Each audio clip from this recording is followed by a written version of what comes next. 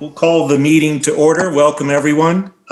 Maybe the best bet for us is to take a quick roll call and see who we have on the line. Let me go down the list of members, and if you're present and you can unmute, just let us know that you're here. Let's start. Lou Abernathy. I know, Lou, you're here. Yeah, I'm here. All right. David Blackley. Yes, sir. Here. Wyatt Dixon. Yes, sir. Natasha Edwards. Here. Chris Huff. Present. Chris is not. Oh, present. Excuse me. I got it. Jim Johnson. Yeah, I'm here for Montana, Yes. though. Oh, okay. Well, welcome. Lynn Lewis. Here. Jana Reeve. I'm here. Jennifer Saunders. No Jennifer at this time. Okay. How about Fred Baylor? No. Bo Halsey. Scott Phillips. Yep, here. Okay, Scott. And Walter Wright. Bill Stevens obviously is not with us this evening, and I'm Kerry Lamson. All right. Dana, do you want to bring up the agenda then, or scroll down to it, please, for a minute? Okay. I'm now spelling my last name with a B. Okay, Oh, great. I'm so sorry. Oh my gosh. That's I just- changed it on the other agenda. I You're didn't change it on this just one. I checking me. apologize. That's all you're doing is checking me. Seeing if That's you're paying attention. All right. We've got an interesting agenda this evening. The first order of business is to approve the minutes from our last meeting. Hopefully everyone has had a chance to read through those. If not, let's take a minute and glance through those. They were part of the agenda package. And if there aren't any questions or comments, I would welcome a recommendation. This is- To approve the I've minutes. read them and would move to approve them. Thank you, Scott. We have a second. Second, Jan, I think that was you. Lynn. Oh, Lynn, I'm sorry. I don't have everybody's picture up with this, so I apologize. So we have a recommendation to approve the minutes in a second. Anyone opposed? All right, that passes unanimously. How's that? Or do I have to take a roll, Shana? No, that's great. Awesome. All right, great. Okay.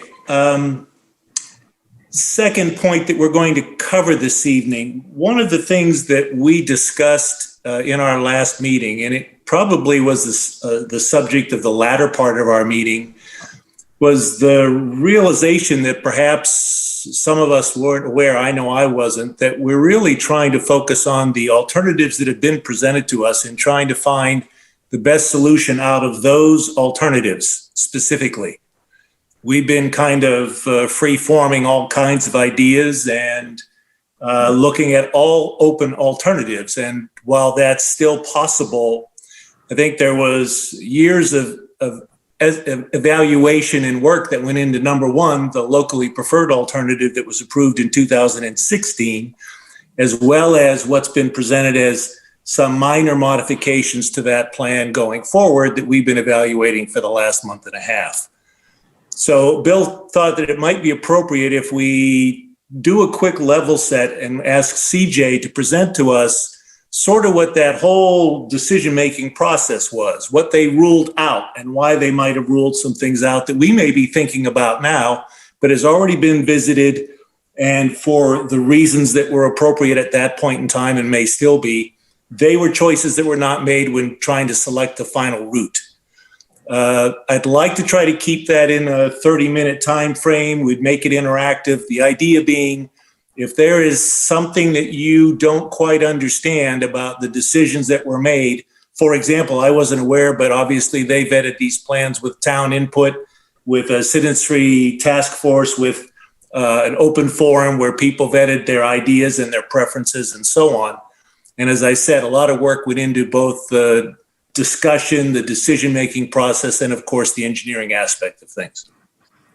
So let's start out with that. And then the real focus for this evening that Bill and I want to try to get to is to see if we can come up with the group's consensus of a set of decision criteria and that we can use to evaluate each of these sections and each of these alternatives, and hope to do that in some measurable fashion by next meeting so that we can really brainstorm through where those positions lie and what our opinions are about that. So if that sounds okay, CJ, would you take us through a history lesson of sorts? Can I just say one thing? This is Dana. Please. I just want to let everyone know on the Zoom call that we do have members of the public in attendance. And I'm not sure how many folks are in attendance as public, but I know there are some. So I just want to welcome them and acknowledge them for our minutes that we have them online. Thank you, Dana. I'm sorry about that, group. Okay, CJ? All right, thank you, Carrie. For those who don't know me, my name is CJ O'Neill. I'm the Public Works Director for Matthews. I've not really had a large hand in this. Dana's been really hands-on, and Jay in this, but I did have some background experience with how the LPA was chosen. So they elected me to come on and try to give everybody some history. So I guess first I want to thank everybody for being here. I know it takes time away from your families and friends to be here and try to do the best that you can to make Matthews a better place in the future. I do appreciate all of you being here to do that. And I feel some of your pain. I just want to let you know, if you can see my phone right now, I'm on auto pick for my fantasy football league because I'm doing this presentation instead. So I feel a little bit of your pain. All right, Good so luck. I'm going to share my screen. I'm going to see if I can do it where I can also see all of you, but in case I can't, if you have a question, please speak up because I may not be able to see you. That said, I have a lot of slides, 75 of them, and that's actually usually a joke, but this is for real. So I'm going through them very quickly. So try to hold your questions to the end. It's just I wanted to show kind of the depth and breadth of what we went through to arrive at the LPA. Hopefully all your answers or your questions will be answered during the presentation. If you have anything that you don't understand though, that may keep you from understanding the rest of the presentation, please speak up then. Okay, everybody good with that? All right, great. Let's see if I can get this going.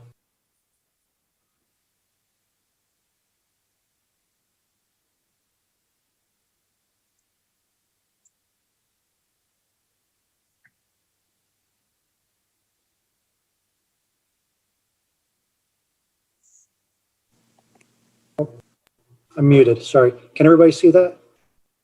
Gee, CJ, mine says Michael Thomas with New Orleans. What's that? No, I got the wrong guy. Yeah, good. Everybody can see it. I'm going to move you all to this other screen.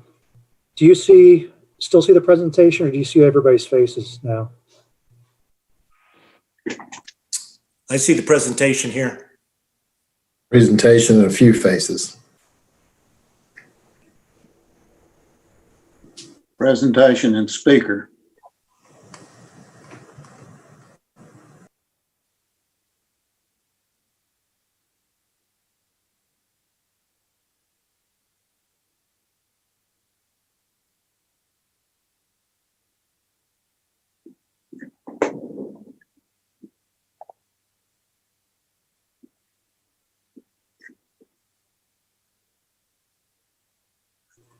Okay, sorry about that. I swear I tried this before I started and it worked fine. It's the pressure of all of you on here. Okay, so again, thank you everybody for being here. So this is the history. So this didn't start when this task group started. This whole transportation plan started kind of in 1998 with the transit and land use plan. During that plan, they came up with 5 transit corridors.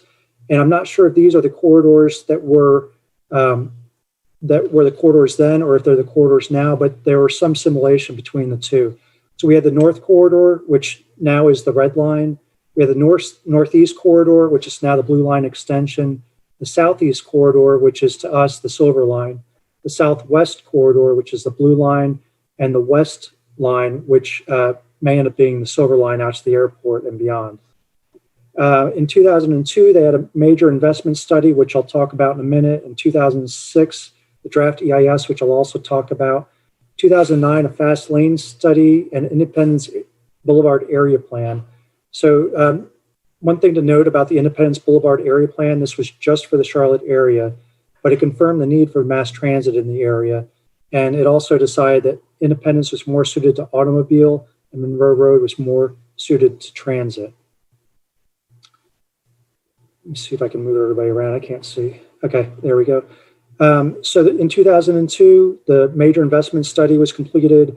As part of that, the MTC decided that BRT was a locally preferred alternative. However, local officials here in Matthews and other areas said, I hear you, but we still want to keep light rail in the mix. So they did keep that in the mix. 2006, they had the system plan. Again, BRT was selected as the LPA. But again, we came forward and said, we hear you, but we still think light rail should be kept in the mix. So they did do so. And in fact, in 2006, the Matthews board did vote to ask or direct Mayor Myers to say that they supported BRT, but really wanted LRT. So BRT is bus rapid transit and LRT is light rail. Some other acronyms you might hear: MTC, that's the Metropolitan Transit Commission. That's made up of the mayors in Mecklenburg County. And our mayor at the time, Lee Myers, was the chair for many years. LPA, I think you all know what it is, but just in case, that's the locally preferred alternative. Okay, so moving on. 2011, they had the ULI study. What that again said was that really BRT should be on the Independence Boulevard corridor, and streetcar or some other sort of rail should be on the Monroe alignment. Based on that, in 2011, the MTC passed the following actions. One was to move the provision from the 2030 plan that required preservation of the median of Independence Boulevard for rapid transit. So that kind of moved light rail out from the median of Independence, and then start looking at managed lanes on Independence. One other thing was to look at the possibility of rail in the southeast quarter that was not in the median of Independence. So that brought us to 2016. To that point, we had this vision that was out there, but we had no real way of getting to the vision. So what we started was a Silver Line, the Southeast Corridor Transit Study, and that started actually in 2015. And one thing that was important to note is that the Silver Line is part of a larger transit system. So it's not just the Silver Line, the rail, it's also the bus rapid transit that may be coming through on Independence. It may be the Gold Line. It also includes the Red Line, hopefully sometime in the future, Blue Line, and the Blue Line extension. So I'll come back to this at the very end, but in the beginning, we started off with a vision for the corridor, what we wanted to do. Establish high quality transit to connect and strengthen activity centers, to create more transportation options in the corridor, and to use transit to focus and shape growth while preserving existing neighborhoods. So those were the visions that were set for this corridor, and they used those to create the goals and then ultimately the evaluation criteria that were used to look at all the alignments and to narrow them down. Another thing that was decided by staff and later upheld by the citizenry was that really the role of bus and the role of rail, what they're supposed to do. Bus was seen as a regional connection. It's commuter oriented. It's made to bring people from Matthews to Uptown Charlotte and back. So that's basically your commuter option for peak hours, for morning rush and evening rush. Whereas the role of the rail was to be more of a destination corridor, one that brought you from destination to destination, brought you from Matthews to, say, the Bojangles Arena, to Uptown Charlotte to watch a Panthers game, and now to the airport. And also to bring people to Matthews, to highlight Matthews, bring business to Matthews. We have a very vibrant downtown area, and to allow people to be able to experience that without having to drive there. So it started off February 12th with the kickoff meeting.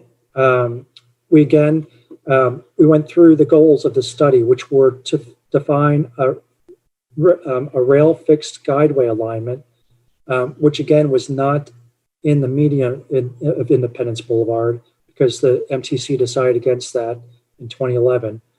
To provide a bus strategy that was in conjunction with the rail strategy, and to develop strategies to protect and preserve the alignment once they had that set.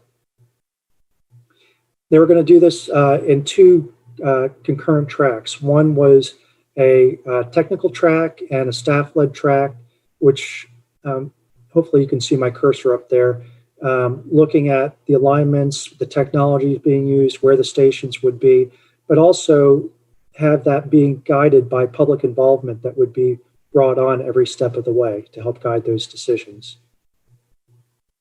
So meeting 2 in April, and by the way, PMT, that's a project management team, and that was CAT staff, CDOT staff, Planning Commission, Matthews, and the consultant, WSP. So we decided how we were going to receive feedback in that meeting. Phase 1 was to help develop the goals, then later phases would take those goals and come up with alternatives along the corridor. Meeting 4, we talked about the different technologies, commuter rail, streetcar, light rail. So they all serve different purposes. The streetcar is more for short connections in the urban areas. So that's what we have in uptown Charlotte. Been here too long. It's more for local areas to get people from short distances, a couple block lengths apart. Light rail is more of the medium length distances, regional mobility from, say, suburb to destination to suburb. Commuter rail is that for longer distances, say from Monroe to Matthews to uptown Charlotte. So that brings us to meeting 5. That was September of 2015. And prior to that, that was to talk about some of the public meetings that we had, including one on August 11th at Matthews Town Hall. Some of the things that we did to promote, we being Charlotte CATS, so not me, but them.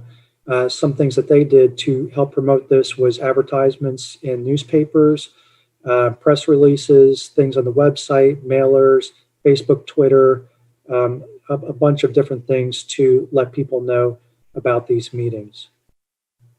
And then during the meetings, we had various ways of getting comments. We had the survey form, which I think was also available online, and then we had some exercises. The first of those exercises was the trade-off exercise between options. So all of the choices that you make come with trade-offs, including light rail. So we wanted to have a way of measuring what people wanted. Would they rather have a consistent commute time or consistent travel time between destinations, or would they want more access to neighborhoods where it may be slowed down? I'm sorry, I said that wrong. Do they want faster travel times between destinations that were further apart, or would they rather have closer destinations, even though that meant that it was a little bit slower to get from one place to the final destination? Would they prefer reliability, even though it comes at the expense of property impacts? So what that tells you is whether you want kind of mixed rail on the same alignment as cars, where people breaking down and things like that may affect the travel time, the reliability, or do you want it on a separate guideway, even though that takes up a lot more right of way and may have a lot more impacts on property? Do you want work trips versus non-work trips? So staff had decided, we really want this for trips to destinations, but we wanted to hear what the public thought in general, whether they wanted it more for commuter, like a commuter type rail with frequent service during peak hours, or do they want it balanced throughout the day? And what kind of access did you want to those stations? Do you want car access to them? Do you want walk-up access to the stations? And then they also had a map activity. This is kind of cool. All they did was put out aerials of the area that showed the corridor and had people put down these stick-it notes with opportunities, constraints, or just general thoughts about the area. And you can see that bottom picture is there in the town of Matthews, where we had ours at Town Hall. So this is what we learned from those meetings. There's kind of balance between work trips and non-work trips. So people did want trips throughout the day, but not really sacrificing having trips during peak hours as well. This was fairly balanced as well, and I think part of this was, hindsight's 2020, but I think this was kind of not a fair question. I think it really depended on the station where the location was, whether you wanted car access or walk-up access. If it's at like end of the line, say CPCC, where we're getting a lot of hopefully commuter traffic to come in and take that rail to destinations, I think car access is probably a good point. But in, say, downtown Matthews, if we want a place there, we really don't want a large parking deck or anything like that. We want something smaller where people can walk up to it and not have that huge impact on the downtown area. So I think that's one of the reasons that we got a pretty balanced answer to that. Now, this is where we started seeing a big shift to one side or the other. So speed versus neighborhood access. So the big majority, 49% of the people said that they wanted to be able to get to a lot of destinations, even if it meant slower trips. So this reinforced the thought that this would be a destination corridor going from one destination to another and not just being used as like a commuter rail from Matthews to Uptown Charlotte. The other one was a really large response about reliability versus property impacts. So that's 40, 60, 74% said that they want a more efficient and reliable travel time, even if it means significant property must be acquired for a dedicated right-of-way. So what this showed us is that people really wanted a separate alignment for the rail system. And there were 189 people in attendance at those workshops. And an interesting fact about the majority of the Matthews and Uptown Library workshops agreed that light rail in the corridor should have an efficient, reliable travel time, even if it means significant property must be acquired for dedicated right-of-way. So that means that the Matthews citizens agreed with that last statement. So that brings us to meeting number 7. This is where we took that feedback and staff put together a lot of alignment options. So these are all the alignments that we started with. Before that, it was just this big open area from Uptown Charlotte down to CPC Levine with no real lines showing how do you get from here to here. So based on that feedback that we got from the public, we started looking at options of where we might have this alignment. And then we broke it up into 3 sections. So there are really 3 distinct sections that we tried to concentrate on. One was the Uptown Charlotte area. And the next was kind of that middle area from Uptown Charlotte to Idlewild Road, where Idlewild Road now crosses Independence. And then the third was kind of from that out to CPCC, which includes the Matthews area here. One of the things that we still wanted to look at a little bit more, we had the staff feedback that we didn't really, we had the public feedback that we didn't want the rail running in line with traffic in the same corridors traffic. But we wanted to kind of run this through a scenario on Monroe Road to see what it would look like, see what kind of impacts it would have if we put it in with traffic versus if we had it on a separate guideway. And that was called the shared lane analysis as part of this project. So we looked at it all the way from Uptown Charlotte all the way down to downtown Matthews.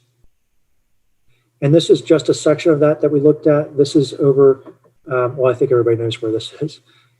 So this is kind of what the right-of-way would look like if we had a track that was kind of along with the travel lanes. So again, not a separate guideway, kind of in line with the travel lanes. Some impact, but really, if you're looking from the back of sidewalk over to what the right-of-way is, not a huge impact to that area. Now, obviously, once you start getting towards, say, 51, it starts getting a lot more confined. But this is kind of what generally looks light along a lot of the corridor. And then what does it look like with this as a separate guideway? Now we're looking at 139-foot right-of-way, a bit more significant impacts through there.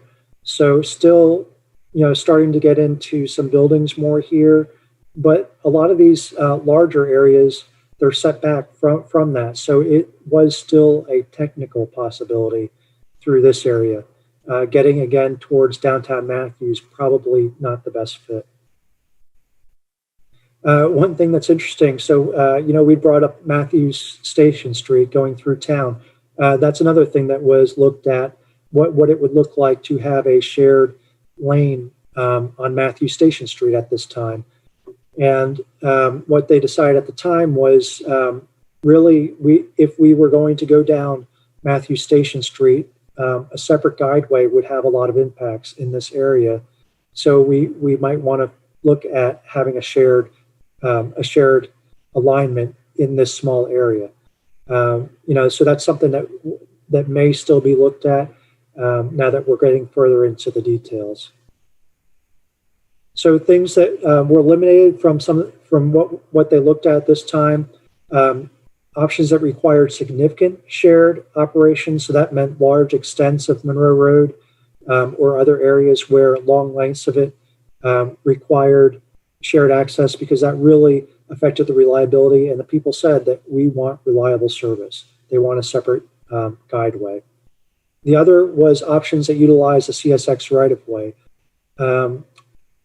We found out that some with feedback with the red line, that having to rely on putting a corridor in one area where we have one big player who can all of a sudden say no, with no real feedback from us, with no input that we can really give them, that's a huge risk. So at the time they decided it was too big of a risk and we really wanted to take it out.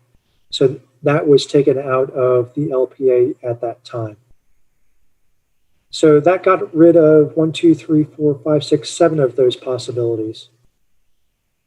And that brought us to March and April of 2016. So we had public workshops. They confirmed the goals and the visions, came with the initial list of the rail options, used that to help develop the concepts for the rail options. And then we're here to evaluate the impacts of the rail options through March and April. So then the next steps were to have another round of public feedback and to use that to help define what the LPA was to bring to the MTC for a final decision. So we're about midway through at this point.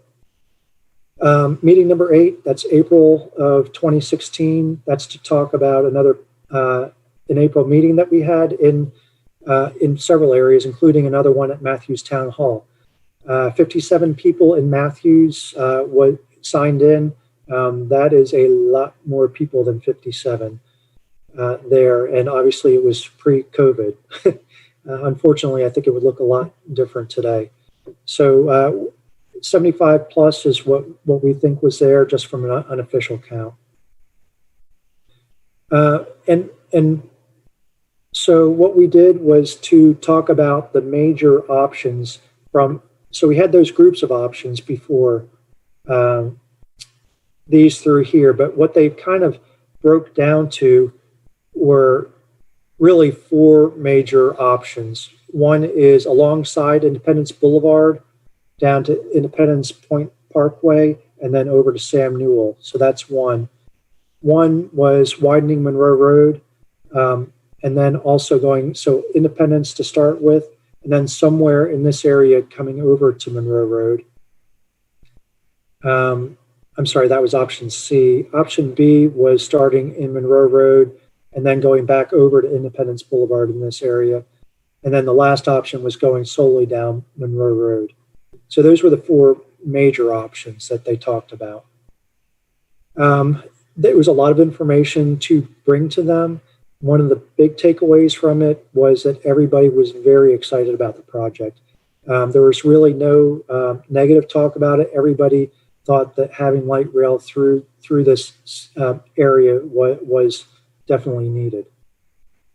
However, one thing that we were able to do, we did take feedback from them about which of those options that they liked. And from that, we found that these two options were the clear favorites. One, along the side of Independence, so that's running all the way along the side of Independence, all the way down, roughly first and second choice of 68% of the people. And then Independence to Monroe, so that was Independence cutting back over to Monroe, was roughly 60% of the people thought that gave that either the first or second choice. So from that, we cut out those last two options, the Monroe over to Independence, and then the one taking Monroe all the way down. So that brings us to May of 2016. We had another meeting to talk about some of what the feedback was from the public. And this was out of all of the participants at all of them. So you remember in Matthews, that was, I think, 50 some people that had signed in. Unfortunately, only a small percentage of those actually filled out forms. So these are just answers from the people that came to the Matthews workshop. So the question was, should rail serve the Sportsplex and Family Entertainment District? 100% of the people said yes in one form or another, with the large majority saying that there should be a station in the ENT district. Second question, should rail serve the Novant Health Matthews Medical Center? Again, 100% of the people said yes. However, this time the vast majority said with a station close by, but not necessarily in that same campus as the hospital. The next one, should rail serve downtown Matthews? Again, 100% of the people said yes, it should be in downtown Matthews. This was closer to, 60-40 mix, whether it should be in the heart of downtown or should be close to downtown. And then the last question was, should it serve CPCC? Again, 100% of people said yes, it should go to CPCC, with the vast majority saying that there should be a station on CPC's campus. That brought us to a smaller workshop that we had in Matthews for kind of the core Matthews group. That was a meeting that included Mayor Taylor, Commissioners Melton, Miller, Ross, and Whitley. It also included two TAC members, including Lou. Lou, you were there, and George Satilla, who was another member of the Matthews Transportation Advisory Committee. And then there were also planning board members, Michael Ham, Carrie, you were there, Gregory Lee, and David Weiser, besides Matthews staff who were there. And then we, and I didn't go through what that is because we talked about the same thing a few weeks, about almost a month later with the Matthews Town Board. So what we talked about were, one, the different outreach initiatives that we had during this process. These are all the locations where we had public input sessions. We found out that people wanted to focus less on the commuter trips because we're already having the bus rapid transit or the bus lanes that are going to be handling that. And we did want to consider the use of a shared links track, but the exclusive right-of-way was a high priority, and to consider a future extension to the airport, which is something that we're looking at now, and also to consider Union County extension. So, there was a lot of forethought at that time and things that we're starting to see come to fruition now. Three primary options that, and again, we're telling the board and that committee what we brought to that last public input session. So we brought to them these different alignments through Matthews, one along Independence Point Parkway, another alignment along Sam Newell, and another that went along Monroe Road through downtown. So some of the commonalities is they all end at CPCC and they all go through the Sportsplex. The difference is some of these alignments serve the downtown areas, whereas this one did not. And and then, of course, how they transition into Charlotte, whether it was along Independence Point Parkway or along Monroe Road. Some of the things that we talked about were consistencies with some of the previous decisions. Remember the long history to get to this point, including decisions made back in 1998, 2003, 2006, and then 2011, and now 2016, that people wanted access to the downtown area. Balance that with the visual impacts of it coming through the downtown area, what we want that to look like. And then another thing to consider is, what does this look like for development? At that time, we'd seen it blow up around the blue line in various areas and all the development and redevelopment going on. Impacts to traffic, both positives and negatives. It can have both effects on traffic. One, for people trying to get to maybe certain stations will increase traffic, but people using it as another method of getting to places decreases traffic. Then the design challenges. It's great to put lines on a map, but if you can't build it, it's just a pretty picture. And then once we get these down, what options do we have to preserve that corridor? So one thing up to that point we hadn't really talked about was the development opportunities. Matthews is landlocked. We can't annex anymore. We have very few opportunities. We have very few large tracts of land left to develop in Matthews. So that leaves us, kind of in an interesting situation. As we continue to go down the road in the future, we have to come up with money. So do we come up with money by increasing our tax base? We can do that by raising taxes is one option. The other option is to increase density and bring more people to the town. I guess people might say, well, why not just keep it the way it is? Keep taxes where they are, keep people where they are. Well, the problem is that gives us the income that we have now, and we can't continue to do what we're doing with the income we have now. That would mean that the cost of living, that continues to go up, the cost of materials continue to go up, fuel goes up. All of those things are costs of the town that we can't afford in the future based on that same income. Raises to us, hiring new people. Those are things that we can't do if the town's budget stays stagnant. So that's why either we have to look at finding ways of bringing in more money, or we have to start cutting services, really, cutting staff, cutting what we do for the town. So those are some of the things that the board had in the back of their mind about what we could do with light rail to try to help with that as well. So, and the two opportunities, really, they both scored well. It wasn't difference between a good option and a bad option. They were both pretty good options. So that was a good thing. But that's also a bad thing because then you have to decide between the two. Some of the things that they looked at were here. You can see the quarry through here and Independence Point Parkway. If we went along Independence Point Parkway, this quarry and the development here really limits what can be done in the future through this area. And this is another way of looking at it. So if you come down Sardis Road over to Independence Point, I'm sorry, let me back up. So one reason that we started looking here is because in this time, Charlotte decided in their corridor, they wanted it running along Monroe Road when it comes to this point. So we have input in the Matthews area, and obviously Charlotte has the input in their area. So we were basically given, it's going to be coming down Monroe Road to this point. Now, what do? Do we want it to bring it over back towards Independence and figure a way of doing that, or do we want to continue down Monroe Road? So one option to go towards the Independence Boulevard area was to take Sardis Road north and then come down to Independence Point Parkway.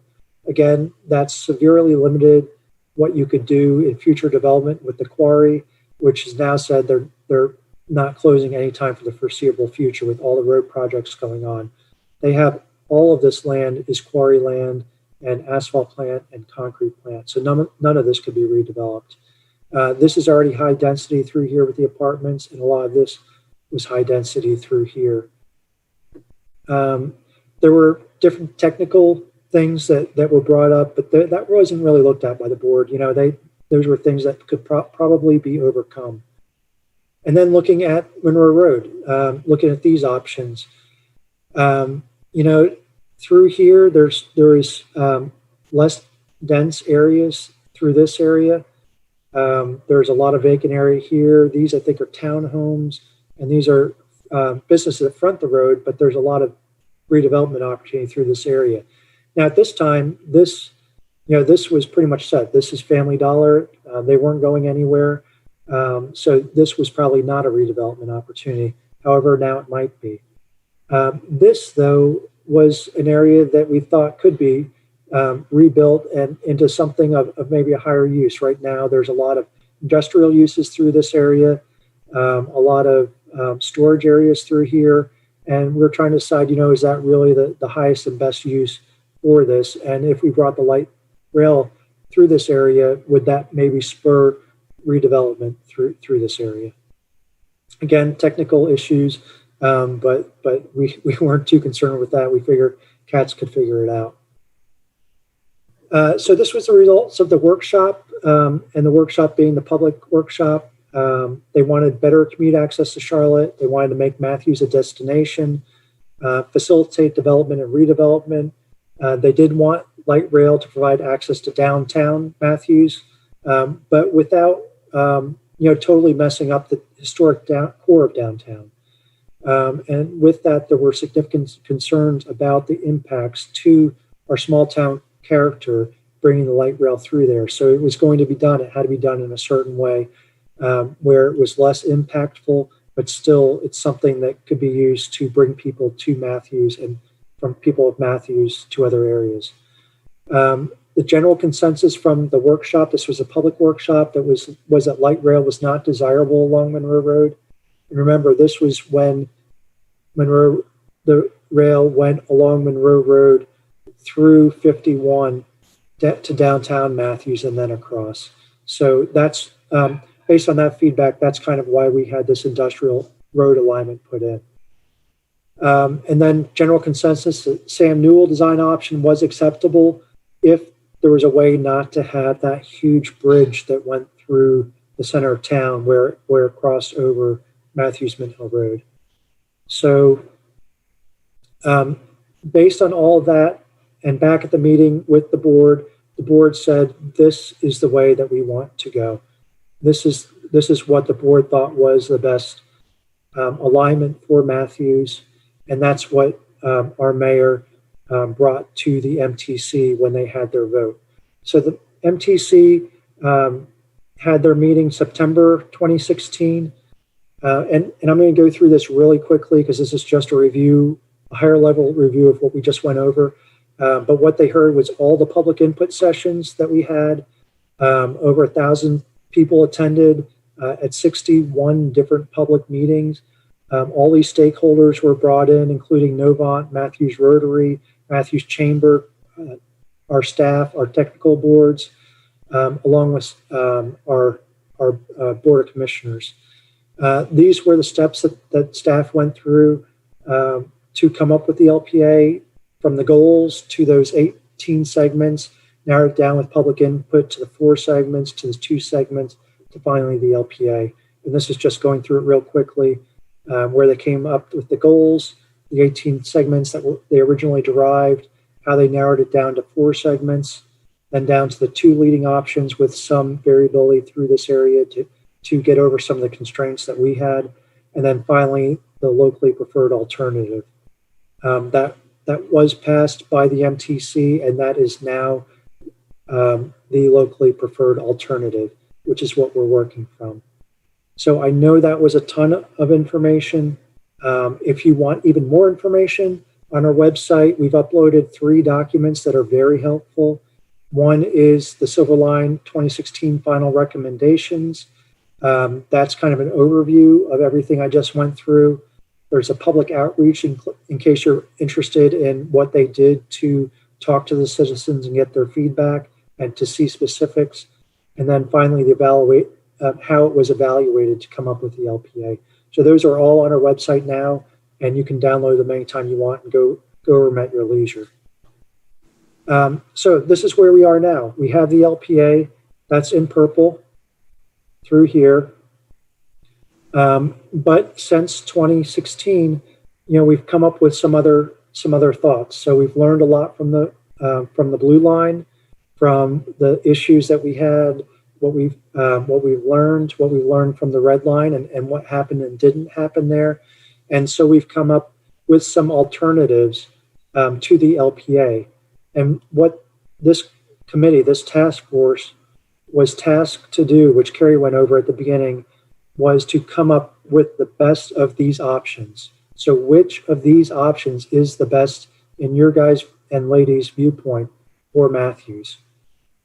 So is there leeway to do something with these? I'll say yes, there's a little bit of a leeway. You could maybe shift something over a block if, maybe there's a historical thing there that they didn't know about that would be better served by shifting something over in one direction or another.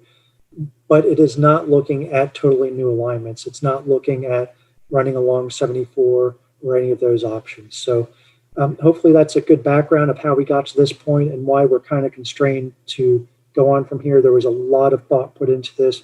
There was a lot of public input from this. And then one last slide, kind of transitioning in to what you're going to be talking about for the rest of this is what was used to evaluate those alignments. Feel free to use these or not use these for your goals and how you want to choose your alignments. But I think it is good to keep at least some consistency moving forward. And that is all I have. CJ, let me ask a general question. Can you elaborate a little more on when you say we have come up with some of these subtle adjustments? What's precipitated these 2 or 3 alternatives that we're now considering? Were some of them engineering driven by CATS? Was there town change? Can you help me understand a little more or help us understand the details of how these materialized and what they're based around? I can just briefly, and when I say we, it was a global we, it's really CATS who came up with a lot of those options. But let me share the screen again. I guess, Jason, can you help with that? Let me bring that. I sure can, CJ.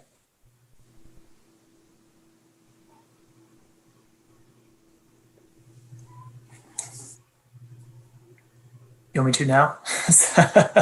Okay. Thank you, CJ. You may have met other members of our CATS team. I'm Jason Lawrence. I'm a senior planner with CATS and led that 2016 study and the system update that followed that led to the adoption of a corridor from Indian Trail or from Matthews all the way to the city of Belmont with stations at the airport in Uptown. And we're also looking at Union County as part of this effort that we're with right now. I would say quickly that a couple things led to some of these choices here. I'll start with, where we're looking at the CSX. At the time of 2016, we wanted to have at least some certainty with the corridor, and we weren't entirely sure when we would begin design. We wanted to, but we're very happy that we're at this point now. We're actually designing the project. So once we started designing the project and started looking at alternatives to along CSX corridor, based upon some things that are happening upstream from Matthews, say where Monroe Road goes underneath the CSX bridge. There was some consideration that once we start beginning conversations with CSX, that there could be some flexibility to go ahead and just start looking at that corridor as well. And so that's what, with this new team looking at this, that was one reason why we started looking at CSX. And then also, now that we're entering into an environmental phase, that we need to look at all of our options through the environmental lens, through impacts. And so if there's going to be impacts on Monroe Road as we enter into this National Environmental Policy Act phase, that we need to be looking at options that are nearby that may not be as impactful. But so we have to do that careful analysis again. So that's why you might see things like CSX pop back up on the map today. Also through the opening of the Blue Line, it opened in 2018, the extension. And then we had the first line open in 2007. The extension had large portions of it in the median of North Tryon. And so we've learned a lot since then. So now we're looking at ways to approach Monroe Road differently. So that's why if you see different options for Monroe Road, that's part of that reasoning. Also, when you look at some of the options that have changed around the hospital area, there have been some buildings that have been constructed since 2016. So we have to look at some of those new impacts. And then I think that, going back to some of the public comment where there was still a desire for some opportunity for looking at stations in the downtown area, we felt this was another opportunity to take a more detailed look at that now that we had a larger team in place, as well as a corridor that now extends all the way to the airport. Should we reconsider those types of connections that are now being connected to a much larger, bigger and more valued stations like the airport and Charlotte Gateway Station in Uptown Charlotte? Okay, thank you, Jason. So again, for our edification, these are options that, again, could or could not make changes. Some of these things, regardless of how we come back with recommendations, is it fair to say, CJ, that, again, if we said the LPA is still preferred, period, none of these other alternatives, there will still necessarily be changes that are going to have to occur for either engineering or environmental or so on. But from the business or process standpoint, we're being asked to look at what's the most reasonable way to do this, absent the engineering issues similar to what you set aside in 2016. This is what's good for the town, first and foremost. And then how do we balance that against some of the trade-offs potentially that, pro or con for, the hospital property? What if we can't do the hospital property, yet we still believe that's the best place for this route? Are we supposed to try to come up with alternatives to each one of these scenarios? I'm not sure So, and please, anybody else step in if you have a different thought. My understanding is that you really, these are the alternatives to choose from. However, if there are, engineering constraints that would, where you wouldn't be able to build it, or if the price was so high that we would never come up with enough money, I would think that you would take something that into consideration when you decide what that best alternative is. All right. So it may be and again, please, anybody jump in. It may be a logical solution that we come back and rank these alternatives similar to the 8 scenarios you started with back in 2015, that this is still preferred, but if, for example, if you're unable to negotiate with the hospital and the route needs to be tweaked somewhat, we would believe that this might be the second best alternative in these situations. Something of that nature might be useful for the town? Yeah, I think it would be. And I think, the goal setting that you're doing and using that to help evaluate the different alternatives and to evaluate them against the LPA is very, a very good way that you guys are doing this, I think, and ladies. I think that's great. Okay, thank you. Anyone else? Questions for CJ? Chris? CJ, in one of the slides, it looked like the LPA, one of the challenges was like a half-mile bridge. Was that the LPA, or was that a different alignment? Yeah, let me try to get back to that slide real quick. Okay. I think that was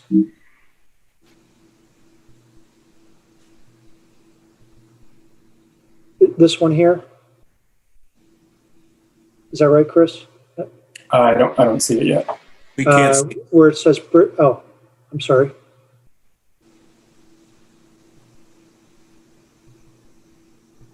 There we go. Is that? Yes. Yeah. Is that the LPA right there, or is that a different alignment? Yes, that is the LPA. So this alignment would require a long structure through this area. Okay, so they weren't, because of grade differences.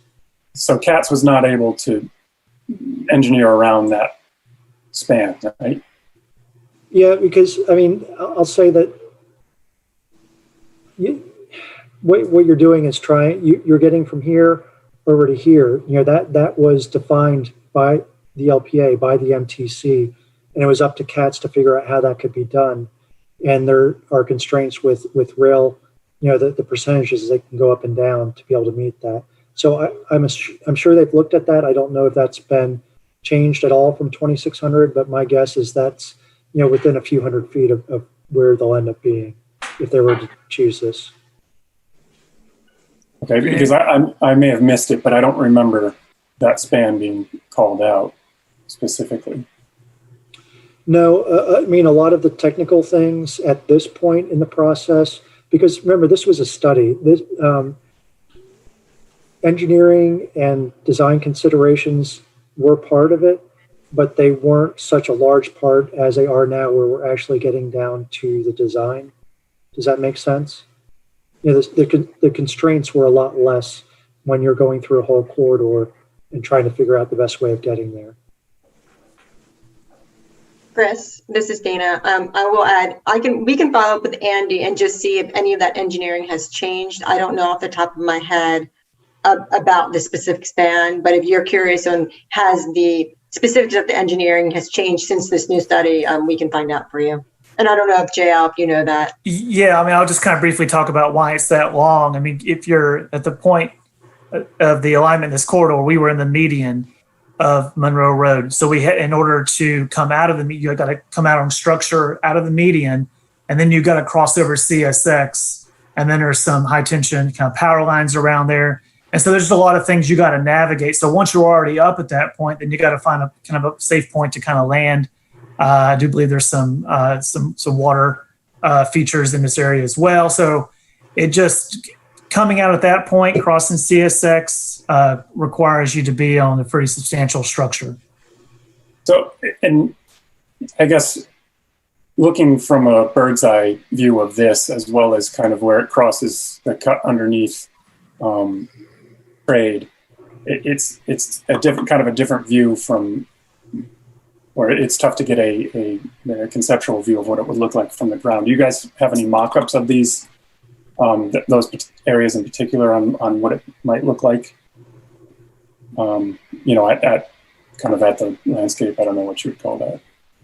Not just the typical, but how it fits within that area there. So I know there are mock-ups, so visualizations of a lot of areas along this corridor. I don't recall seeing any for this particular area where you're talking about the bridge section. Yeah, Chris, CJ. I'm sorry. CJ, this is David. This is an excellent review of how we got to this point. Thank you for that. I wish we'd have had this the first meeting. You're quite welcome. Well, where are we? This is a major route. Where are we, or where is CATS on finding some kind of resolution that would allow this route to be continued?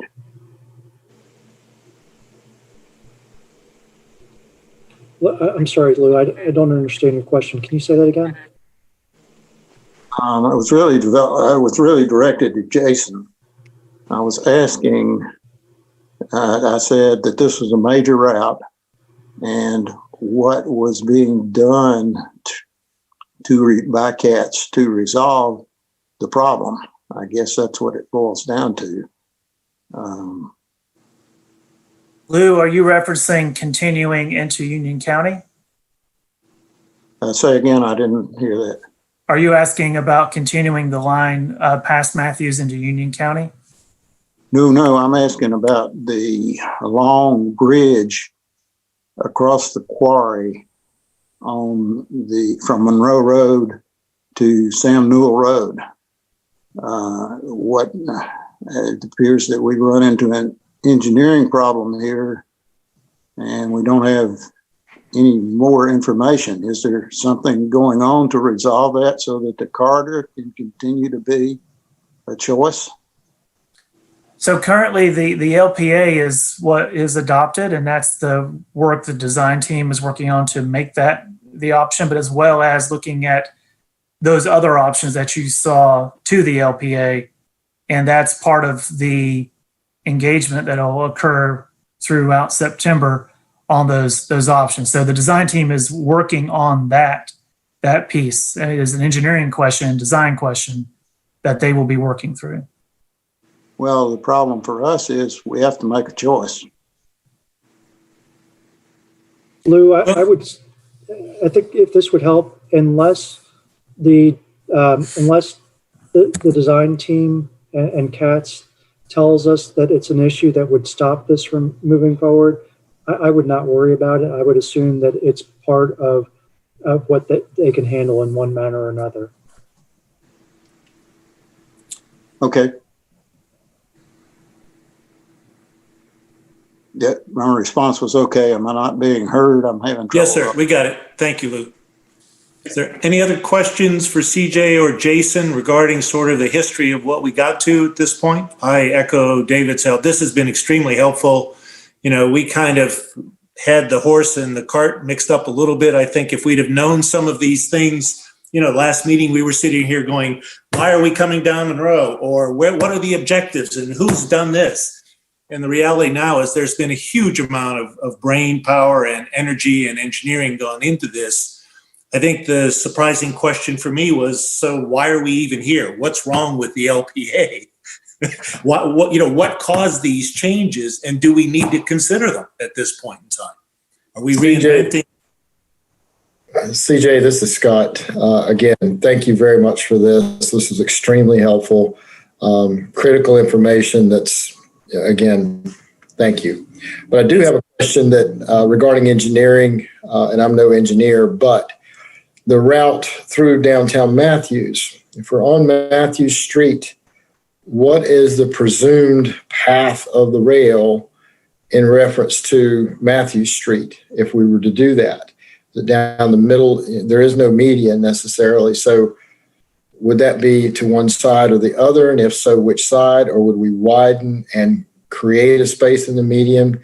How is that presumed to go through Matthews so the town could really benefit from the rail? Yeah, I think that's something that hasn't really been decided yet.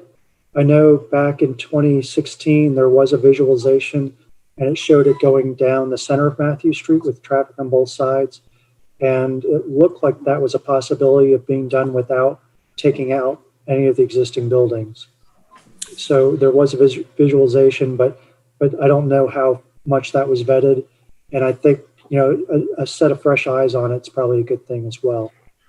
And I'm also aware there's a downtown station on that route as well with no planned parking, which I think is a mistake, not necessarily on the part of CATS, but I think in general, for downtown areas to have a vibrant use of the rail and continue to have access to that type of commuter rail, they're going to have to park. And if they just scatter around town parking, that won't work. So again, where the track lies in relation to potentially either parking spaces, parking deck, whatever, will matter if we choose that route, which I'm in favor of. So I guess just another way of thinking at it, if there were a station in Matthews that was walk up, I don't live in downtown Matthews. If I did, you know, I would obviously walk to it if I lived in that area. If I didn't, like I don't, I would likely drive to it somewhere else on the line where I knew there was parking, whether it be in the ENT or at CPCC, depending on where I'm coming from, and then using that as a destination to get to wherever I was going. So I guess just another option, another way of looking at it.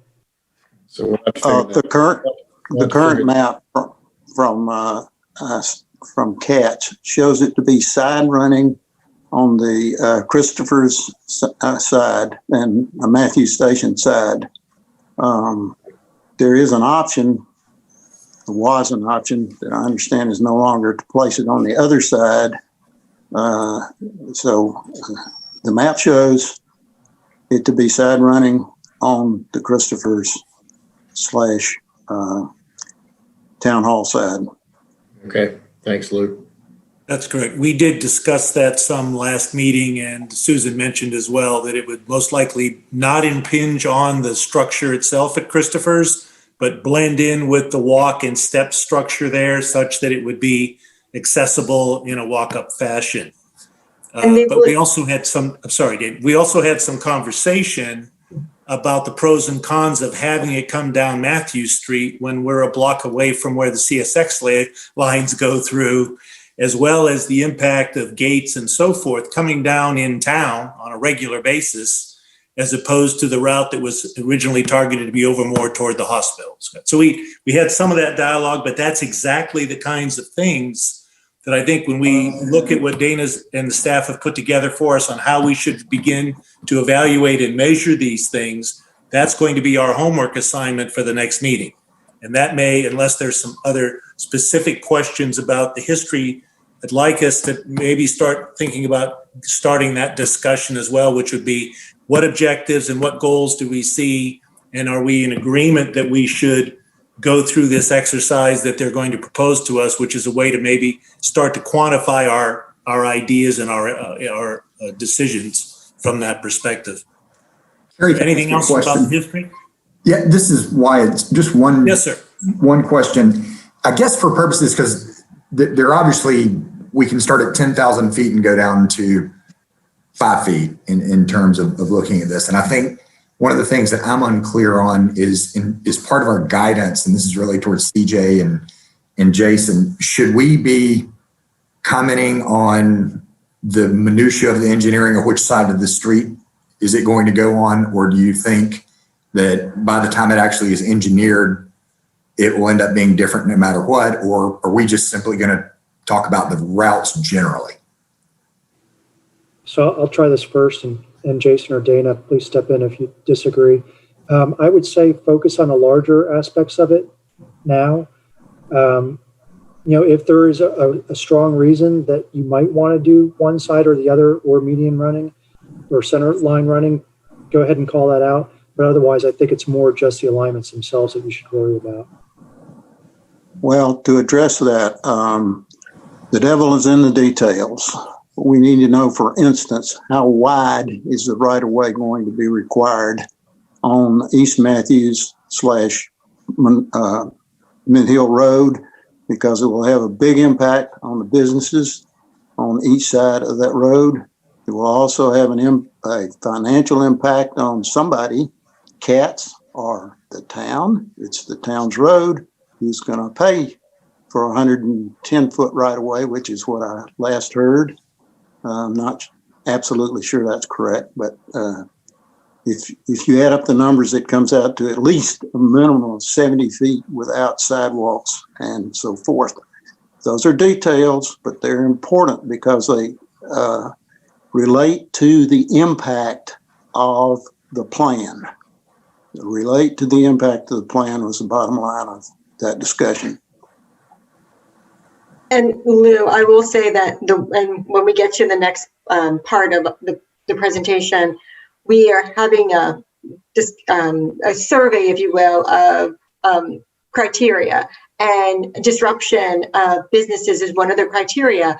And at this point, we may not have enough information. Like, there's a box that says don't have enough information because you may want those details. So I think we are trying to get to those details very specifically so that we can help you all make those decisions. So we are thinking about it, and hopefully you'll see it reflected in the next section of the presentation.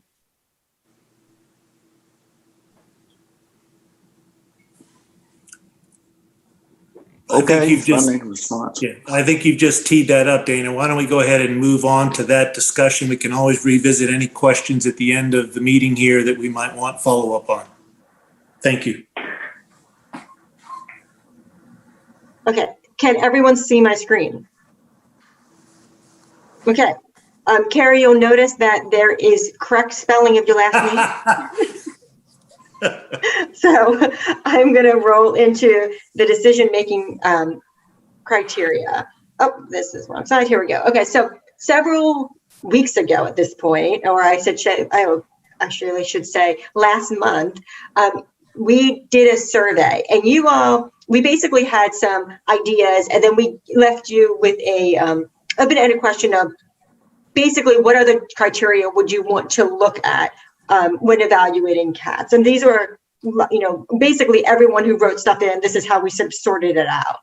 And so what we did is we took this and we tried to whittle it down to 7 criteria.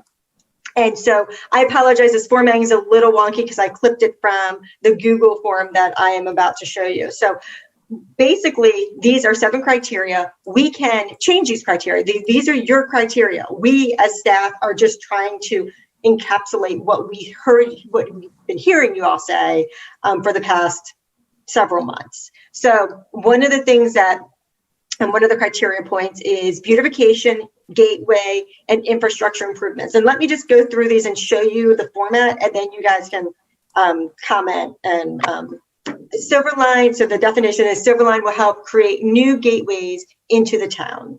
Number 2, create transit-oriented development, which is create mixed-use and walkable neighborhoods concentrated around those stations. Minimize commercial disruption, least amount of short-term and long-term disruption to businesses.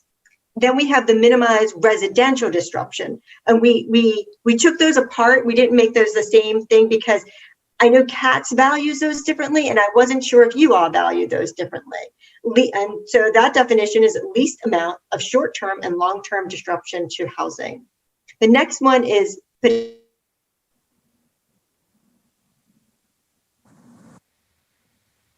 impact to tax base. And this gets to what CJ was talking about, which is very important to the board, which is providing additional residential and commercial development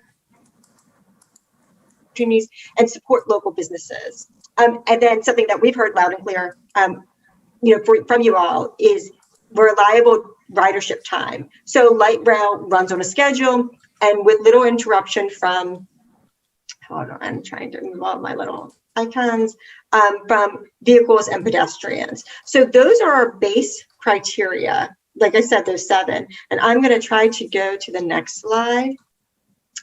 Where's my next slide? Oh, you know what? It's not a slide. It's actually the presentation. So hold on. Let me just exit this. And let me pull up the actual, there we go. And this is it. Okay, so can everyone see my screen? Has it, give me a thumbs up.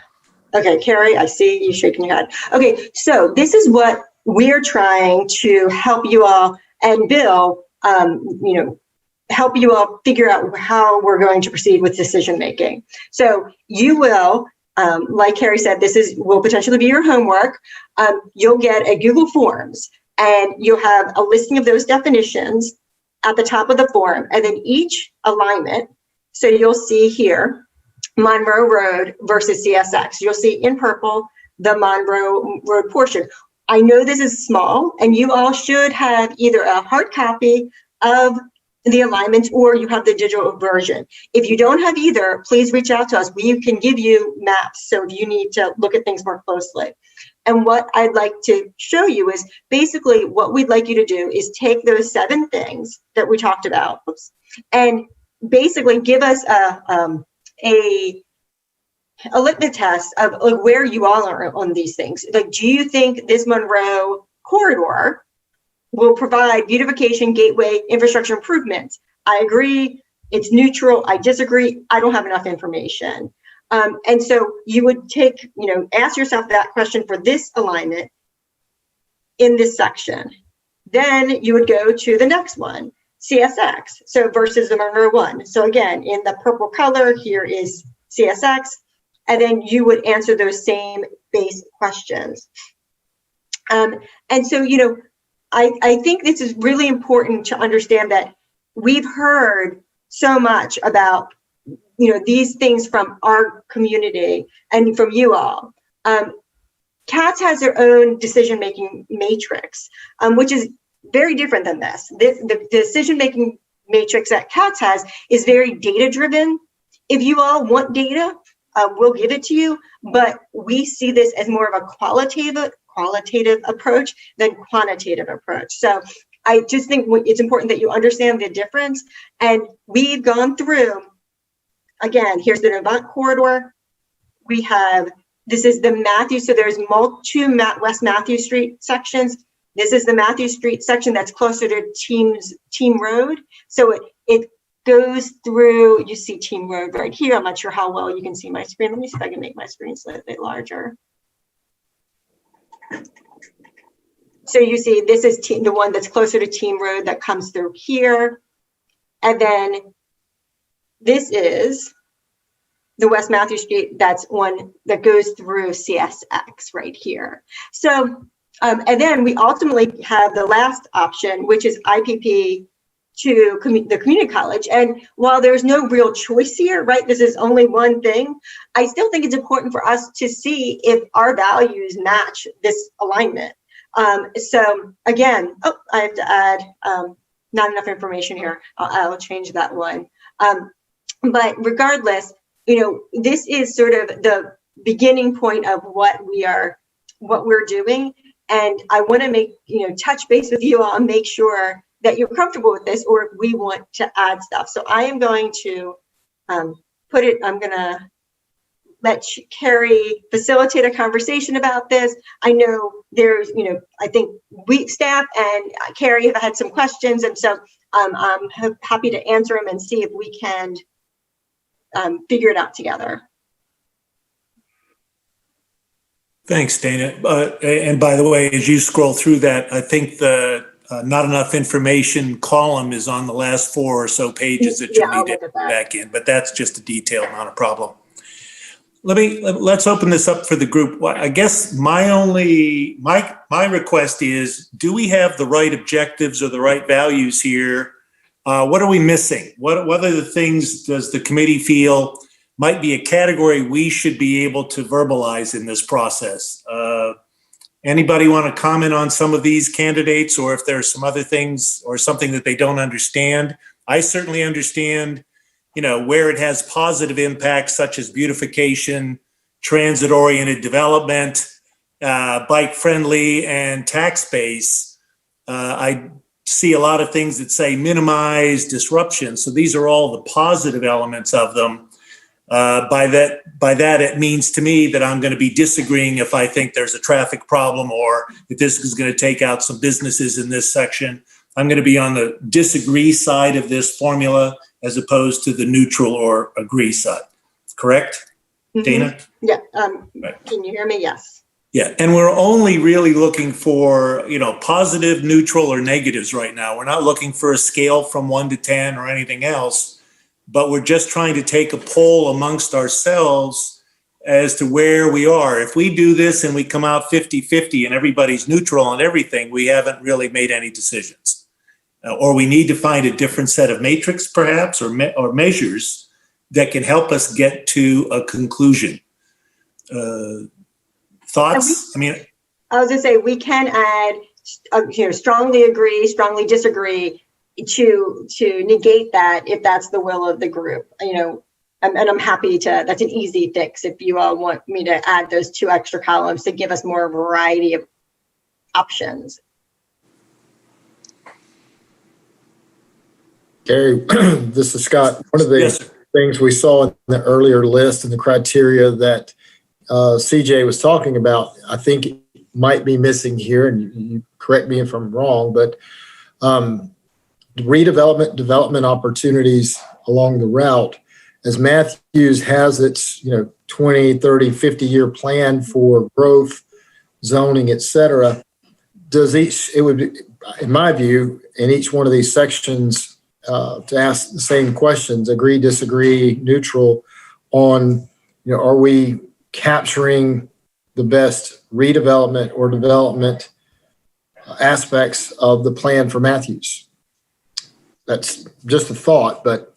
No, I absolutely agree. And I think it's somewhat referenced here, Scott, but to your point, the category that it talks about creating mixed use and walkable neighborhoods concentrated around the stations is that transit-oriented development certainly would be one of those areas where you would expect some radius around each station is where we're going to have the most impact. Just because a rail runs through a neighborhood, but you never get a stop, obviously isn't going to necessarily stimulate development. But I think you're right. There certainly that development or minimizing and improving the tax base. Those were the 2 things I read. The tax base of increasing commercial development opportunities and residential opportunities. So somewhere it's in both of those 2, but it's not a specific line item, as you mentioned. We could certainly make it that. Yeah, I'm just thinking out loud. If you look at the blue line, for instance, development occurs all along the route, even points that are what we would call mid-block between stations. Because, if you're only a mile from station to station, half mile away is a bikeable route. Yes, sir. Yeah. So it's not just at the stations. So in my mind, from a development standpoint, does each route maximize particularly redevelopment? As much as we love historic Matthews, there are some areas that are historically an eyesore that could use enhancement and could get truly some new juice in them, as well as new ground up residential or commercial development. So anyway, I could labor one all day, but that's just a thought. Carrie, this is what. Got option for JL or for Jason Lawrence. Jason, what is the radii that you use for transit-oriented development? Is that a mile? Is that a half a mile? What that CATS is using with their TOD team? I'll answer it a couple different ways. So we have in our stationary plans for Blue Line, broke it out into quarter and half mile. In different intensities and types of land uses in those kind of increments. But I will say that, certainly is a recognition that TOD impact is all, in some places greater than that half mile. And that's all context, right? A half mile from, say, Tyvola and South Boulevard, Tyvola station that's behind a shopping center off South Boulevard is very different than, say, a half mile in South End or Uptown. So, the context is really important to the station and the ability it has to influence or impact that development. Carrie, Okay, sorry. go ahead. Let's go, before we do, let's go back to Wyatt. He had a point, and then David will come back to you. And I was just we've done projects along the original Blue Line and have stuff along the extension.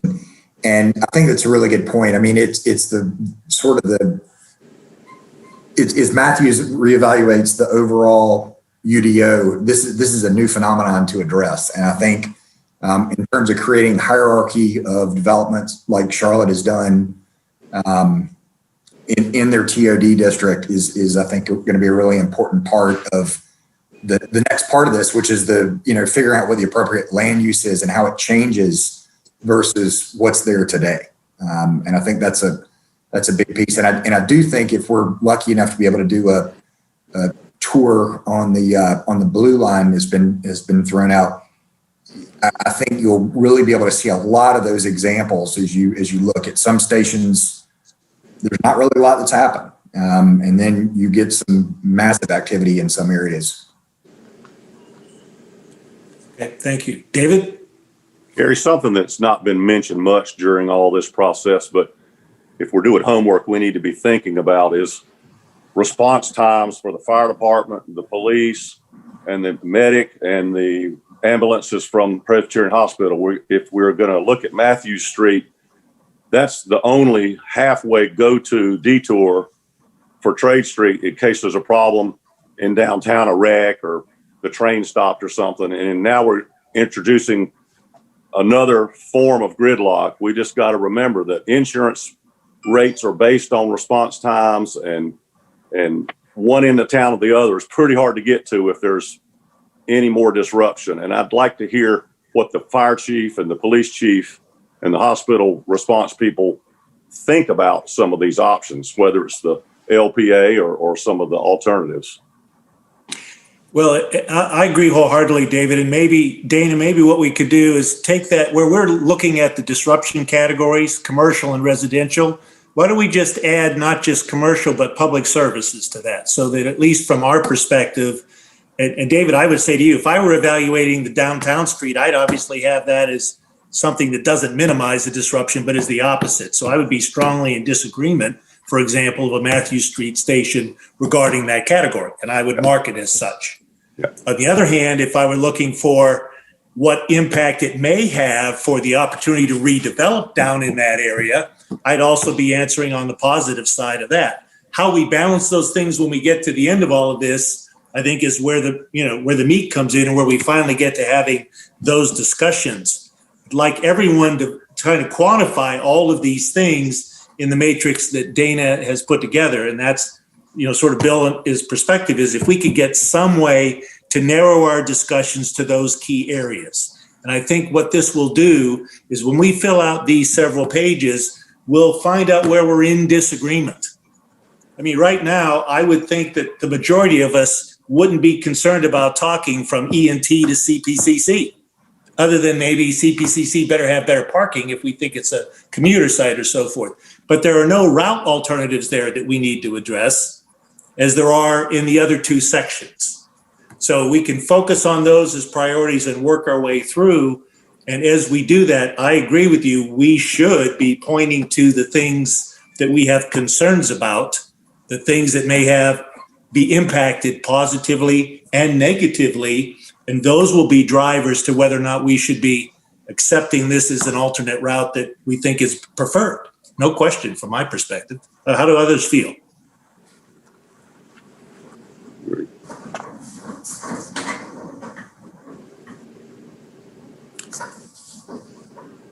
Anyone else want to add something? So I would certainly indicate, Dana, maximizing redevelopment, as Scott mentioned, is probably a good line item. It's very focused and it will have a major impact across all of them. And I'd also like us just so I understand. Maximizing redevelopment opportunity, because it isn't just going to be around the station. So whether you add that into under transit oriented development there or as a separate line item, I'll leave that to you to resolve. And then I think to David's point, we want to talk about disruption to public services as well as just the commercial and residential aspect of things. Okay, got both of those. I will definitely add that disruption to public services will be its own line item. And then I'll go back to my internal group and we'll figure out what to do with the additional redevelopment to make sure it's well noted. Yeah, just so it's stated clearly that this is the category we would use if we wanted to emphasize the importance of that in our decisions.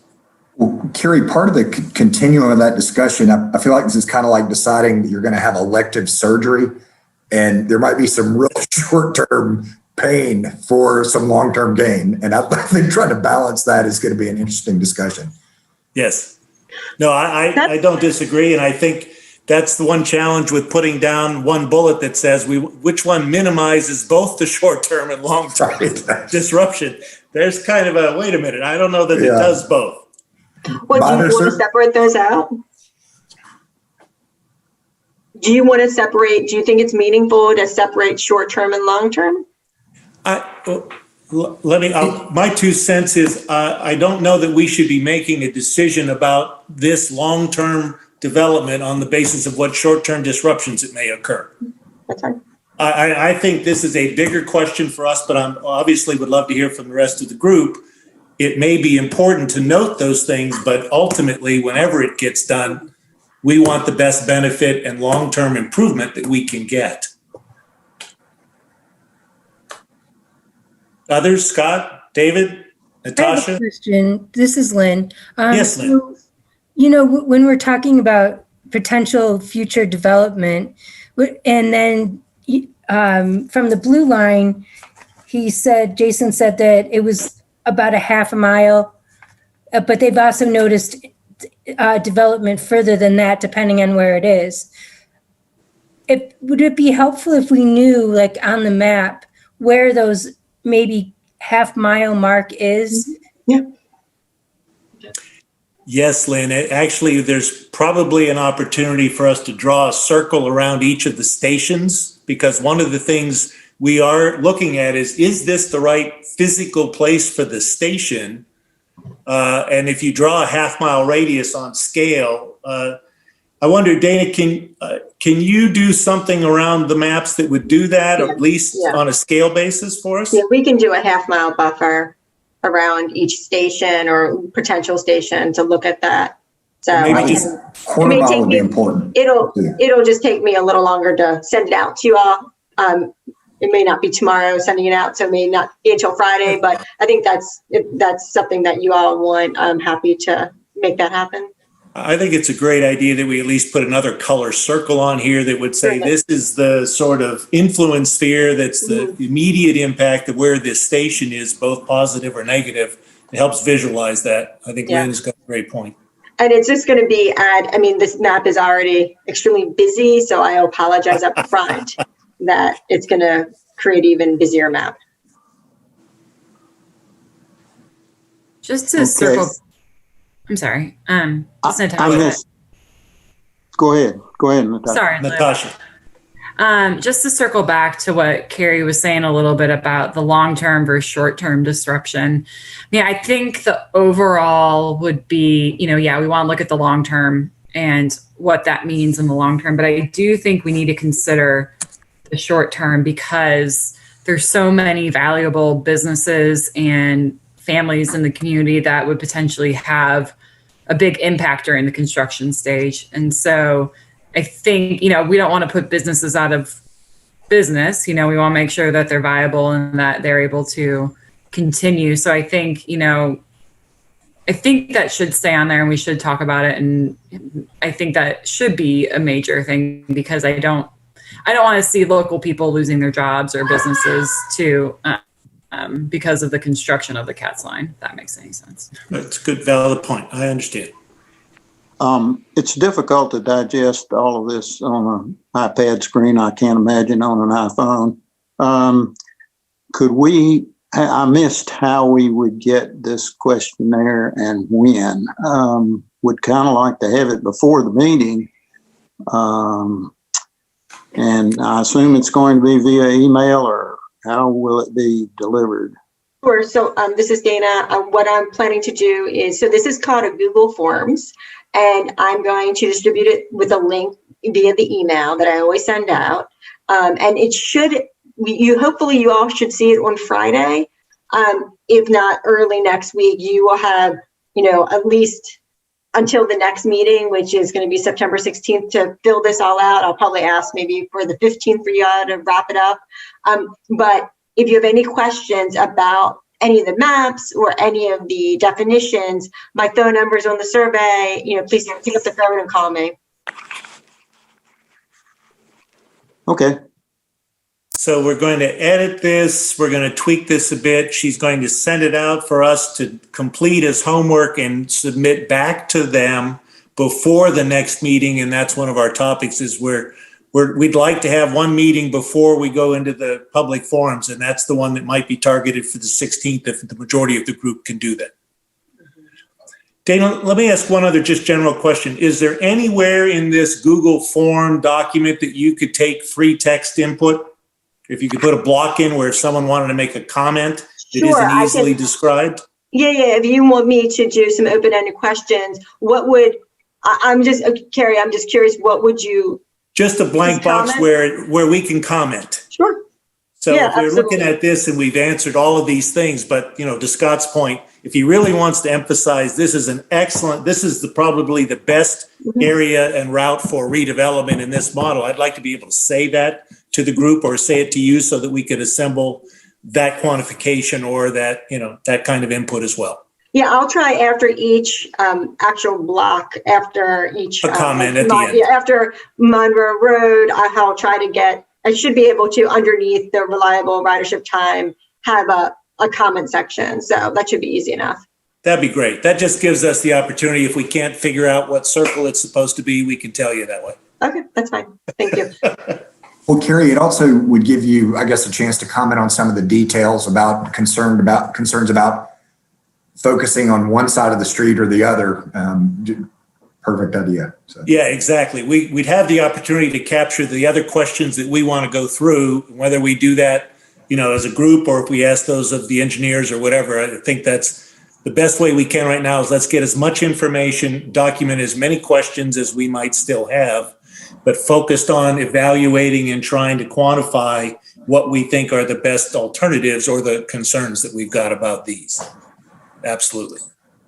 This is David. I want to reiterate what Natasha was saying about the short-term disruption of businesses. Remember, in the timeline of this, CATS job is going to come on the tail end of the Monroe Road widening, which is also going to be a long, drawn-out disruption and a lot of unknowns. And the DOT still hasn't said what the intersection in downtown is going to be like. So just a lot of disruptions to small businesses going to take its toll. What we've seen, what 4 or 5 months of COVID does to business.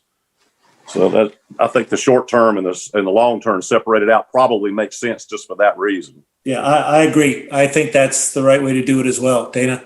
Okay, so let me just circle back to that, David's point. So I have 2 questions pertaining to short-term and long-term disruptions. One is residential and one is commercial. Do you want me to minimize commercial disruption long-term, minimize commercial disruption short-term, and then do the same with residential, or are we just focused on commercial? No, let's make it short-term, both for both categories. Give us a short-term and a long-term to vote on, if you will, or to quantify. Sure. It might ultimately make your picture smaller and the columns longer, but again, if we have to go to a second page for the bullets, not a problem, right?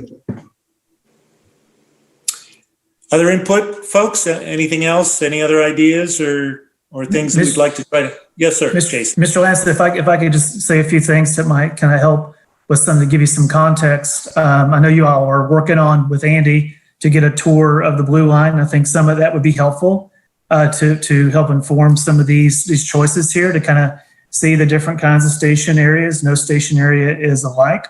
And then as you're on that line, you can see the challenges with different types of stations and the access to them, because that's something certainly that needs to be considered with the actual station locations, how you get to it, if it's difficult to get to. And that's really important in the context of the TOD development. And then you'll notice on the northern extension of the light rail line, we do pass by a fire station, we go in front of a hospital. And so we have a lot of insight and input that we can provide with that, where we have a direct experience with a project that we just completed that can help with those public safety kinds of questions. And then if I could also put a plug for our public meetings, which you guys already mentioned that, on the 25th and 29th.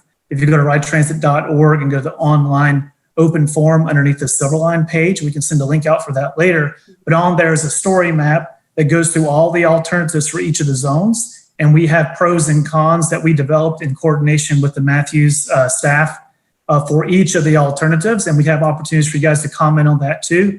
And that's a part of our federal process that we just kicked off. We kicked off the scoping for the National Environmental Policy Act process. So I encourage you also to go there, as well as all the outreach that you're doing now. But that's another place where we can gather your comment, and it'll be recorded as part of our federal process. Great, Jason. Dana, can you provide or grab that link from them and then include that in the stuff you sent us so we can access it through an email from you? Sure. Is that possible? JL, can you send me that link? Okay, great. And my other comment to Jason's comments, I think it's great that they have all this information. And I think using this criteria, we can drill down to where people are still maybe having some questions, feeling like they don't have enough information or feeling uncomfortable with things, so that we can help educate. So I think we can use this, varying ways. So Jason, I appreciate all of your willingness to help. I know you have lots and lots of experience in this kind of development, and we are mere mortals in all of this. But while we have Jason up to bat, Jason, is there likely to be cats attending the next meeting 2 weeks from now? We are here as, however, Matthews needs us to be involved. So if CJ and Dana and Susan, the team, wants us here, we absolutely can be available, and the real person, I'll call, we have, Andy Mock and Jenna, the engineers on the project. I'm just a mere planner. So they're us and all in combination will be able to help provide any information that you all need. So we'd be happy to give you some stories of construction from the Blue Line, what our experiences are, what we have, an engagement that we do with all impacts of these studies, because, all of these things are going to have construction impacts. No alignment will not be without impact. And so we can certainly give you the context that we, in our experience with the Blue Line project. Well, there are two very important questions. What is happening with CSX, and what is happening with Charlotte in relation to how far down Monroe Road they want the route to come. And that's a part of the evaluation process, will be in coordination with CSX. So some of those questions will be answered as we move through the evaluation of the options on the table. Okay. Okay, great. Hey, it's Jim here. I'm finally going to make a comment. But when you guys are all evaluating the long-term commercial impact of the downtown transit part of this, the downtown transit station, I really think we need to think about, I know CJ said he would drive to CP and park there and take it from there, but I do believe there's going to be a larger number of people that will come and park. We have a lot of just parking all around the town, and they will just go park and leave their car there for long periods of time and go. And I think if we have a transit station, walk up and leave in downtown, I think the long-term impact is going to be a lot fewer parking spaces and a lot of occupied spaces where people are not doing active business down here. And I think this is a cat's question. If any of those transit stations could have a parking structure or some kind of parking. So maybe your transit station near the hospital has a parking structure integrated into its design. Or if we have it going up Matthew Street, maybe we move the transit station away from Christopher's, which makes no sense to me at all, and you move it down toward where Bow is, and you have maybe a parking structure down there and a transit station down there. Now you have a transit development opportunity down there as well. So my concern for the long-term commercial impact to Matthews, though, is really going to end up being how many cars are going to come and spend a lot of time not doing any business down here because they jumped on the train and not down at CPCC. Good point, Jim. Appreciate it, Jim. Yeah, well, and here again, even just the aspect of what happens to trade and what happens to the small downtown traffic flow, if we have a rail bars down every 15 minutes because we've got a train that runs through. I mean, CSX doesn't typically do that to us much during the day in business times, but this certainly would. So here again, I think one of the original reasons that this did not come through downtown and went over by the hospital campus was exactly some of those concerns. It could have provided some parking. It did not come right through the middle of downtown, and it was walkable from the hospital area at that area back into the town area, and that would have had some ancillary parking, whether it's the executive offices across the street from the hospital during the weekends, or whether it was even infringing on the hospital parking that we talked about, or a possible garage parking area in that property with the hospital. Why not? But again, those are all very valid points. I think this is the conversation we want to have. We need to get to this point with these ideas and this information from you all, and trying to capture it in this format that staff has put together, I think is our best option for quantifying it to the extent that we can then come in and go point by point down through this and see what our tendencies are versus what the original plans were, and get to where the points are that we really need to spend the remaining time that we've got. Add-on questions to that for Jason. Is the Blue Line still running on a 10-minute schedule for rush hour? So, there's with all of our schedules and ridership right now, there's a pre and post-COVID kind of answer to that. Prior to COVID, that's what we were doing, where we were more on the 10-minute range. But with COVID, we have had a reduction in schedule. We're mostly around 15 minutes for throughout the day. So in the morning and into the afternoon. Okay. So the goal would be 10 minutes.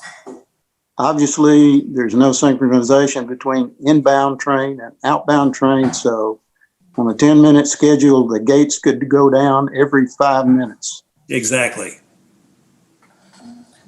So I think I don't want to, I will probably not answer that the best way, but I think we can come back with some information about how our experience has been on North Tryon, where we have multiple grade crossings and we have multiple gates that come down. So we can provide that kind of detail to give you more information to help you make a decision on how what the crossing would be like there at Trade and Matthews. Remember, there are a lot of alternatives to Tryon Street downtown for vehicles and pedestrians. We don't have a lot of alternatives in downtown Matthews. Right, I was talking about trying going out towards the university on Highway 49, but we have some detail. We can, of course, gates will come down. There is stoppage, but we can talk about what that cycle looks like if that's helpful. Okay. Is someone who does drive and is around it pretty much every day. I think one of the key points is don't think of this as anything like a freight train or anything. The trains are short. They're 2 and 3 cars long, and so the time for them to pass and go is a lot quicker than anything that you would see in any other type of rail.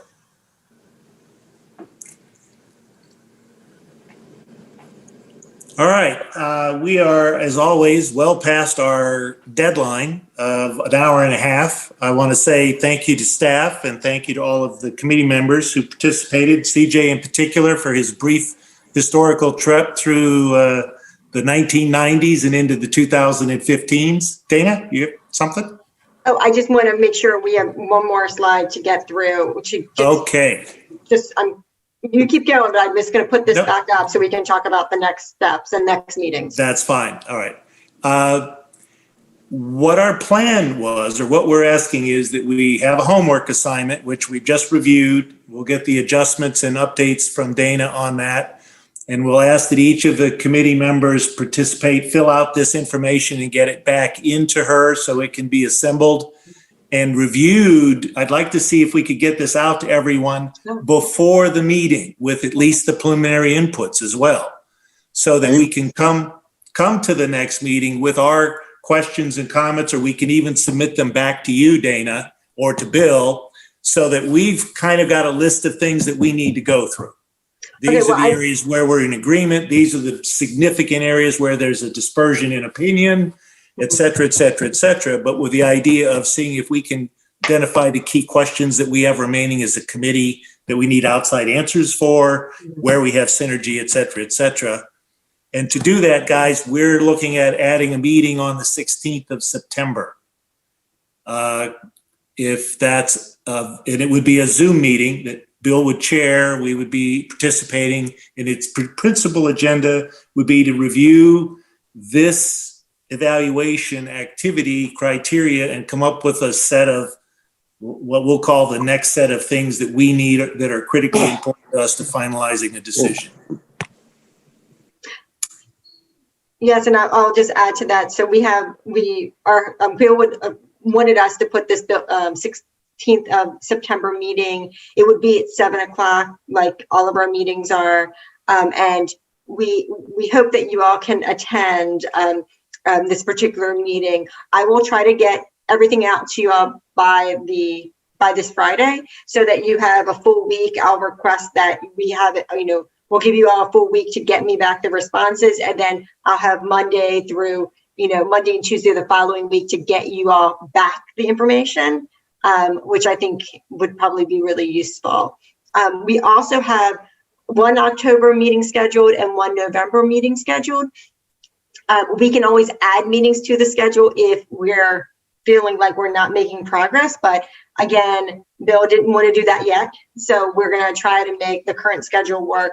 And to Jason Lawrence's point, CATS is having public input meetings on September the 24th and the 29th, which are both virtual. The 24th meeting, which I believe is a Thursday evening, if my memory serves me correctly, that's going to be a majority of Matthews, that portion, which is basically from Village Lake Drive into downtown, actually to CPCC. The section on the 29th is really going to be from Matthews, CPCC out into Union County, but there is still a piece of Matthews. So they're not the same meeting. They're different meetings covering different areas. So just keep that in mind if you want to put that on your schedule. And we are working with CATS's staff to try to get you all a tour. And that's something Shayna has been working on with Andy Mock to try to set up a date that works for everyone. So as soon as we get that date, we will give it out to everyone. And hopefully, we're hoping that this will happen sometime in September is what we're trying to do. So bear with us. We're still, sort of coordinating that effort.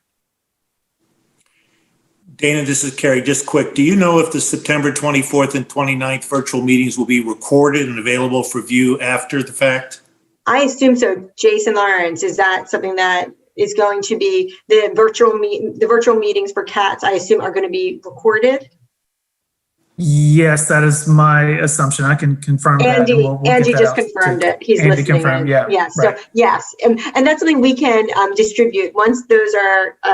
If you all can't make those meetings, we can send out links to to watch it after the meetings happen, because I think it's important that we all realize that while we're doing this, while this task force is doing this, citizens out there are going to be commenting, and have a full month to comment on these different alignments, correct, Jason? Right, through October 14th or 15th, the date escapes me, but yeah, it's for this phase, and then we come back later this year, early next, to you get additional comment and report back what we heard from the public.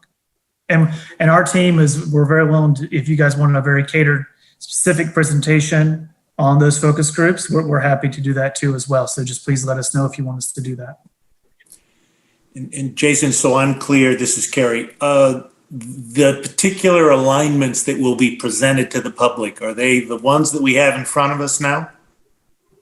Yes, the alignments that you saw that CJ showed on this presentation is where we are today. And you can actually you can go comment on them right now. The online open forum map is ready to go. You can provide comments. So it's all live at this moment. Okay, I just wanted to make sure. I thought perhaps early on we were talking with Andy about something that hadn't yet made it to the maps or some of those things. So we're all looking at apples and apples at this point in time. And I'll get the links that everyone needs, and I'll send that out on the Friday email. So I'll work with CATS to make sure that you have a nice, neat list of where you need to look. Okay. Is there anything else? Anybody? If not, we'd love a motion to adjourn. Janet, come on.